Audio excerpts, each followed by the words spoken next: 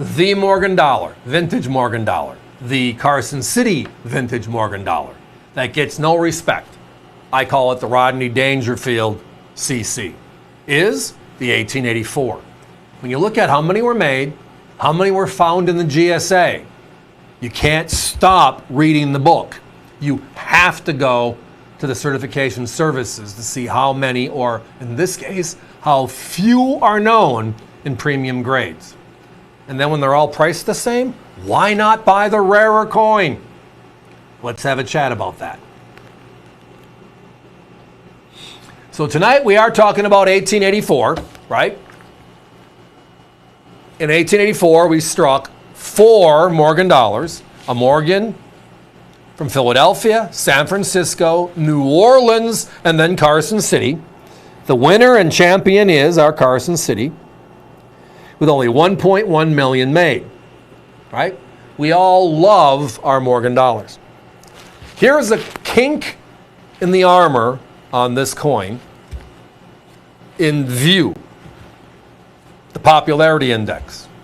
2021, for the 100th anniversary, they bring back Carson City for the first time since it closed in 1893. They made 175,000 modern issue Carson Cities. And today, can you find that coin under 400? Whenever we have it and it's under 400, we sell it out. So that's just a comment in general. So now let's go back in our time capsules to this year, 1884. And let's dive into the numbers, because the numbers on this coin should be changing everybody's opinion. Because they're, well, factual numbers. They're irrefutable numbers. So the mintages between 82, 83, and 84 are all relatively the same, okay? But if you look at the GSA hoard, the silver dollars found by the U.S. audit of our treasury vaults after 90% silver is pulled from circulation in 1964. Over the next 5 years, they add up all the silver dollars they found. Remembering, in the late 1963, they told the American public, we have 1 year to turn in all your silver certificates and get silver coins or a silver dollar. When that expired, that's when it was cut off. Then we do the GSA, the Treasury Vault counts. And uniquely enough, most of the coins they find are Carson Cities. Uniquely enough, the coin they found the most of was what? The 1884 Carson City. But here is when the story gets really interesting. And rarity matters, quality matters, we know that. Value is an understatement. Here are the numbers. Listen, 1.1 million made. The GSA sale had 962,000 of them. Every one of them sold to the American public between 1971 and 1975. Every one of them. Gone. Now, NGC opens up their doors in the middle 1980s. So does PCGS, which you're looking at right here. So we have over 40 years. 40 years.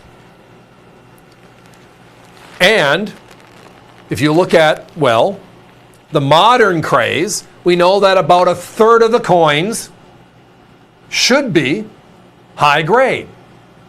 Well, this isn't modern era. These are coins from 140 years ago. How were they stored? You might have seen pictures before, but they had wooden boxes, not bags for the Carson Cities. Wooden boxes. And the coins were stacked in the boxes and then sealed. And that's how they transported them from Carson City to the East Coast and put in the government's vaults. That's why quality doesn't exist. If you go to PC right now,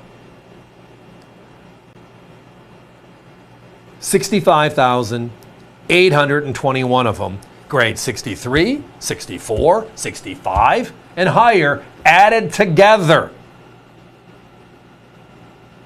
So buying a GSA 84cc is a phenomenal storied coin, right?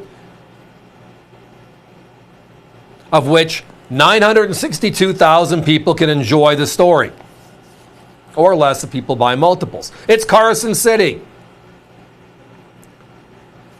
But the quality index on this one changes everything. And it's all there. Every one of these numbers is published. It's just connecting the dots. How many were made? The rarest. And the GSA? Not. Okay, well, if they came in these beautiful GSA holders, that's where most of the modern coins are known. We crack those holders, send them in for certification, and none of them make 63 grade. That's what this is telling us. And that's exactly what happened. My competition has this coin in a capsule for $699. They have this coin in a GSA holder for $799. Look at our price tonight. We have this coin certified as a 63, where we know it's a 1%er, i.e. rare, 99% higher, right? 99% known in a, well, not as high grade. Our price tonight for the few we have, $449.95. Guys, give me a 30-second clock. Do we have other years available? On this one, maybe an 82 or an 83. But I'm just telling you outright, if you look at the mintages, look at the populations, the better coin in 63 or higher is the 84. It's just there. It's also the most affordable, which makes no sense whatsoever. Other than value is our middle name. We always look for that here at America's Value Channel. And when sometimes they just line up perfectly, we're not going to argue they should be priced higher. We're going to say, thank you, this is a great price, and the rarity just makes it more special, does it not?